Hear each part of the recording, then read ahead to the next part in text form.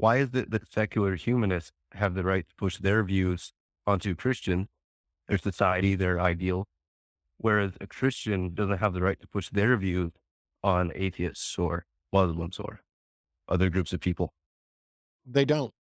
Nobody said they did. Why push for secular humanism then? For the same reason people push for Christianity and push for other things because they're convinced that it's a better system. But we don't get to your suggestion is that some for you think they seem to think is so for some reason we're advocating forcing people to be secular humanists and we're not in favor of forcing people to be Christianity. I'm not in favor of forcing anyone to be anything. Secular humanism, as I pointed out in my opening to yesterday's debate, because I'm the only one that showed up to actually discuss the subject, is not achieved by coercion, conversion, or conquest, but by data, discussion, and debate.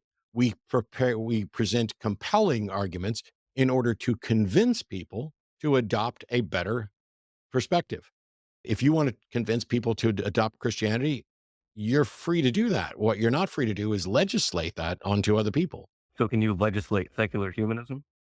No. And that's why also in my opening, if you had listened at all in my opening, I specifically included that I'm not advocating for a secular humanist government. So isn't it kind of arbitrary in that case to be a proponent of secular humanism? How does what I just said make secular humanism arbitrary? I'm not saying it's not. Secular humanism, whether or not somebody is a secular humanist may or may not be arbitrary for them.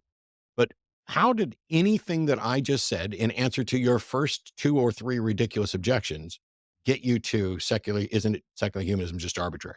Well, if it's not actually going to influence the government and how they make decisions, because you say you're not advocating for a secular humanist Okay. state. James, I'm sorry that you're So confused about this. When I say that I'm not in favor of a secular humanist government, I'm not in favor of enshrining secular humanism as the position of the government. I am in favor of a secular government, which, by the way, the United States is supposed to have. And Canada, all right, I got it. where you live. Thank you. Cool.